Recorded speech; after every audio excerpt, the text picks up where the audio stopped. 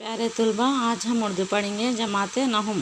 जमाते नहुम में तीसरी नज़म है ऐ अब्रे रवां, जिसके लिखने वाले शायर हैं अख्तर शिरानी।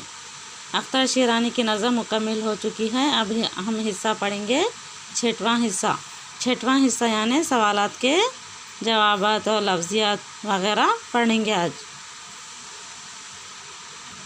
पार्ट 6 में देखो, यहाँ पे सेकंड बीट है इजहार मुआफ़िज़ ज़मीर।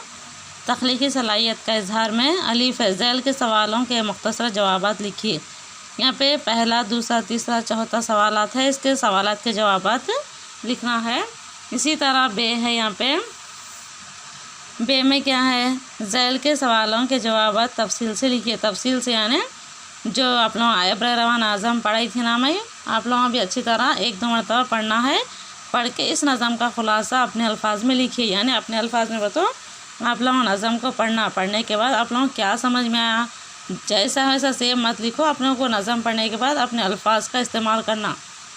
नज़म खुलासा पढ़ने के बाद अपने अल्फाज का इस्तेमाल करते हुए उस नज़म को लिखना। इसी तरह दूसरा सवाल है खुशबोए वतन सैर गुलिस्तान खाके वतन की तशरीह नज़म की मुनासिबत से करते हुए अपने वतन की तारीफ़ बयान कीजिए। इन तीनों या चारों अल्फाज को इस्तेमाल करते हुए अपने वतन की तारीफ़ करते हुए जवाब लिखना है। इसी तरह यहाँ पे अब है कौन सा है, ज़ुबान शनासी। ज़ुबान शनासी में कौन सा हिस्सा है, लफ्ज़ियात। लफ्ज़ियात में देखो अलीफ, इस नज़म से मुरक्कब अल्फाज तलाश कीजिए और इनके माने लिखिए, जैसे गमे दिल। इस नज़म कौन सी नज़म से, ऐ अब्रे रवां नज़म पढ़ना है। चंद मुरक्कब अल्फाज यानी हार्ड वर्ड्स रहते ना, हार्ड वर्ड्स को ढूंढना है नज़म में पेंसिल से या पेन से टिक कर लेके। जैसे मिसाल के तौर पे गमे दिल है, इसी तरह और 5 या 10 अल्फाज को लिखना है कापियों में। यहाँ पे है लफ्ज़ियात में अलीफ हो गया हिस्सा। उसके बाद बे है, ज़ैल के जुमलों में ख़त कशीदा अल्फाज के ज़िद लिखकर जुमलों में इस्तेमाल कीजिए। क्या हुआ यहाँ पे सवाल, ज़ैल के जुमलों में ख़त कशीदा अल्फाज के ज़िद लिखना। कौन से ख़त कशीदा अल्फाज, यहाँ पे पहला है जुमला, फूलों की खुशबू दिल को महसूस करती है। खुशबू की ज़िद क्या आती, बदबू। तो बदबू को इस्तेमाल करते हुए जुमलों में बनाना। अदम सफाई की वजह से बदबू फैलती है, यानी साफ़ सफाई नहीं रहने की वजह से बदबू फैलती है।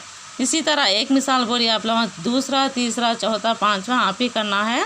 सख्त मेहनत से ज़िंदगी में राहत हासिल होती है। राहत के माने क्या है, माने नहीं देखना बल्कि इसकी अपोजिट वर्ड लिखना।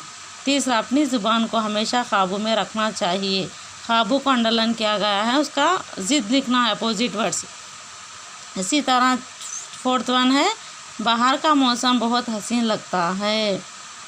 बाहर को अंडरलाइन करे हुआ है यहाँ पे, उसकी ज़िद लिखना। 5वां, बेगानों से हुस्न सलूक से पेश आना चाहिए। बेगानों को इस्तेमाल करके हुए इसके ज़िद लिखते हुए जुमलों को बनाना चाहिए। पीछे देखो क़वायद है, कौन सा बिट है, क़वायद। इन अशार को पढ़िए, इन अशार को गौर से पढ़ना। पढ़ने के बाद कहें, अशार को देखो पढ़ने के बाद क्या समझ में आता। कहना के द्यारे गुर्बत में गमज़दा रोता रहता है। दिन रात तुम्हारी फ़रक़त में मुँह अश्कों से धोता रहता है। गुलहाए महन को आंसुओं के तारों में पुरोता रहता है। ऐ अब्रे रवां जा सोए वतन, जा सोए वतन। इसी तरह यहाँ पे ऐ अब्रे रवां, इस बंद में अश्कों से मुँह धोना।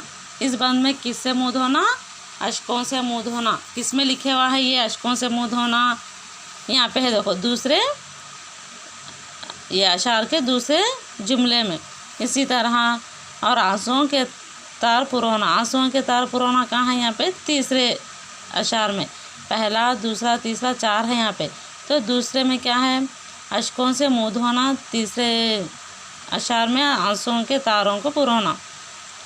किनाया है, ये क्या है, इसको क्या बोलते हैं, किनाया। आंसुओं की झड़ी लगाने से, मुसलसिल रोने से है। आंसुओं को क्या मिसाल दी गई, मुसलसिल रोने को। यहाँ पे इसी देखो, अश्कों से मुँह धोना, आंसुओं के तार पुराना, दोनों के माने क्या है, सेम है। इसलिए इसको क्या कहते हैं, किनाया। कलाम में हकीकी माने छोड़कर मुरादी माने लिया जाता है तो इसे सनाते किनाया कहलाता है।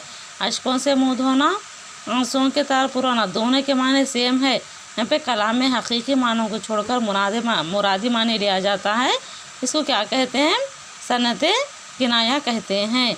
इसी तरह मश्क नंबर 1 है यहाँ पे, इस नज़म के इन मिसरों की निशानदेही कीजिए जिनमें किनाया इस्तेमाल किया हो।